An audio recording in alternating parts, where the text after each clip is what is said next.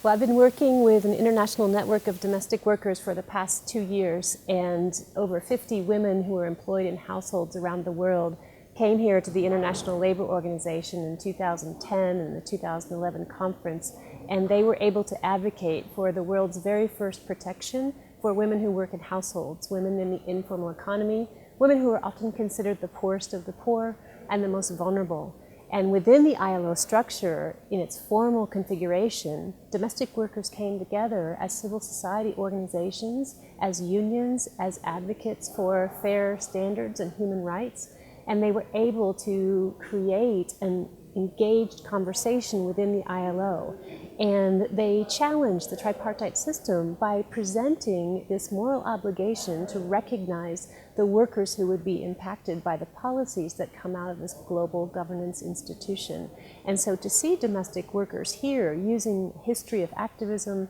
using union rights and labor struggles as a platform, and requesting that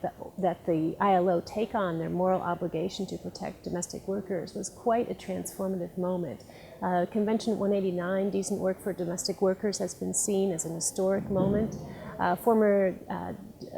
General Secretary Juan Samavia said that the ILO is a space in which we can see heads of states coming together with domestic workers, those considered the poorest of the poor, and that within this space a new dialogue created the opportunity to look at fair standards, to look at the limitations of globalization and social protections, and to really consider what international institutions mean by this notion of decent work. And when we look outside of the formal configurations of labor and we try to imagine how we can regulate and how we can set standards for a growing sector of particularly women in the informal economy who are so often without access to labor rights, who work incredibly long hours, who are in generational cycles of exploitation in terms of the limitations of labor protections within the households, we see the real challenges to implementation, to compliance, and we also see the relationship between international governance and national governance, and the way in which international standards can set a moral tone, a moral obligation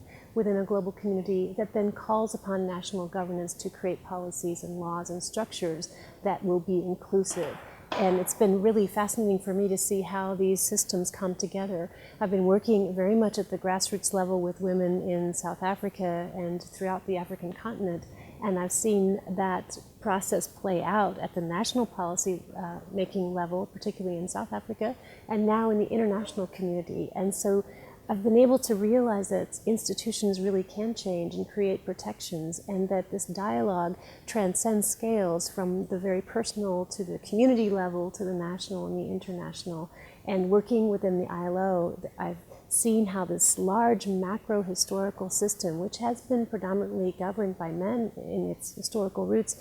has been flexible and able to create quite a transformative document. Of course, we know the struggle continues in terms of how these documents and these conventions are actually taken up and what that means in the everyday lives of workers around the world. And being here and being part of this research feels like we're on the arc of something new in terms of international organizations taking on the realities of the changing global economic conditions and the world of work in which it exists today. And I'm very hopeful. And as the domestic workers said in my research, if anyone would have suggested 25 years ago that the ILO would be looking at decent work for domestic workers, no one would have believed us. And so when I see this convention and I look forward to the conversations and the implementation of protective rights that will emerge from this, I feel like it's been a transformative part of my own career to work here.